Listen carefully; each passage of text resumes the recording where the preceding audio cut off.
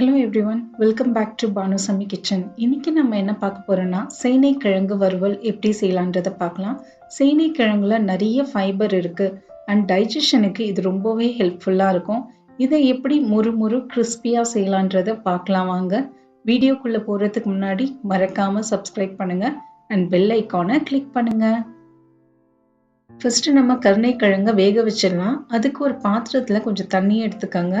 தண்ணி நல்லா சூடான பிறகு இதுல நான் 300 கிராம் கருணைக்கிழங்கு சேர்த்திருக்கேன். பாருங்க இந்த மாதிரி கட் பண்ணி சேர்த்துக்கோங்க. கொஞ்சம் குண்டா கட் பண்ணி சேர்த்துக்கோங்க, ரொம்ப மெலிசா இருக்க கூடாது. அது கூடவே கொஞ்சமா மஞ்சத்தூளும் சேர்த்துக்கோங்க.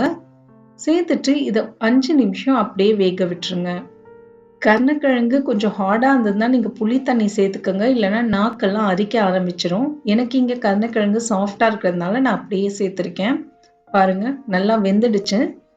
இதை வடிகட்டி எடுத்து வச்சுக்கோங்க ஒரு பக்கமா. ஒரு 5 to 8 நிமிஷத்துக்குள்ள உங்களுக்கு கருணைக்கிழங்கு வெந்துடும். ரொம்ப மெலிசா கட் பண்ணி போட வேண்டாம். இப்போ நம்ம மசாலா பேஸ்ட் ரெடி பண்ணிக்கலாம். அதுக்கு 1/4 டீஸ்பூன் மஞ்சத்தூள், 1 டேபிள் ஸ்பூன் தனியாத்தூள், 1 டீஸ்பூன் மிளகாய் தூள், ஒரு 1/2 டீஸ்பூன் ஜீரகத்தூள் சேர்த்துக்கோங்க.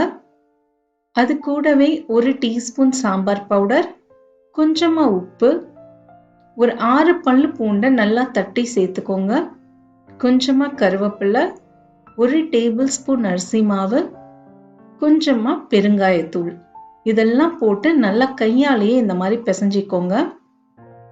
சாம்பார் பவுடர் இல்லைன்னா விட்டுருங்க, ஆனா சாம்பார் பவுடர் சேர்க்கும் போது டேஸ்ட் ரொம்பவே நல்லா இருக்கும். அரிசி மாவு தான் நமக்கு ரொம்ப கிறிஸ்பினஸ் கொடுக்கும். இதில் கொஞ்சமா தண்ணியை விட்டு ஒரு மசாலா பேஸ்ட் மாதிரி ஆக்கிக்கோங்க.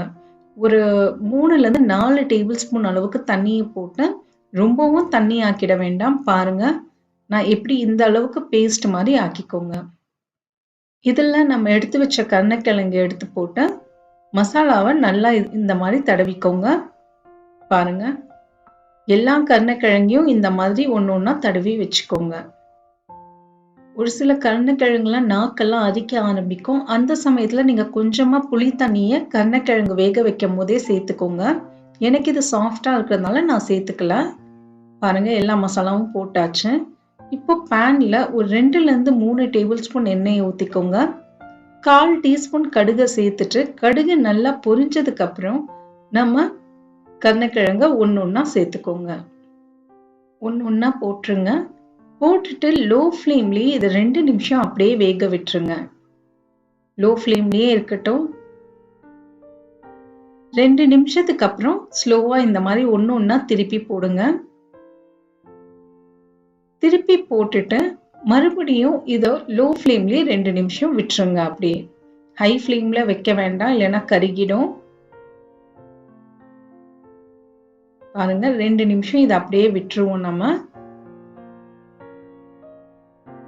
லோ ஃப்ளேம்லேயே அது வேகட்டுங்க, ஹை ஃப்ளேம்ல வைக்க வேண்டாம். பாருங்க 2 நிமிஷத்துக்கு அப்புறம் ஒரு கத்தியால குத்தி பாருங்க நல்லா வெந்து போயிருக்கும். இப்போ நம்ம இதை எடுத்துடலாம். பாருங்க எவ்வளோ கிறிஸ்பியா இருக்கு. இது சாம்பார் சாதத்துக்கு, ரச சாதத்துக்கெல்லாம் சூப்பரா இருக்கும். நீங்களும் ட்ரை பண்ணி பாருங்க. எப்படி வந்ததுன்றதை எனக்கு கமெண்ட்ஸ்ல சொல்லுங்க. மறக்காம சப்ஸ்கிரைப் பண்ணுங்க அண்ட் பெல் ஐகானை கிளிக் பண்ணுங்க. தேங்க்யூ ஃபார் வாட்சிங்.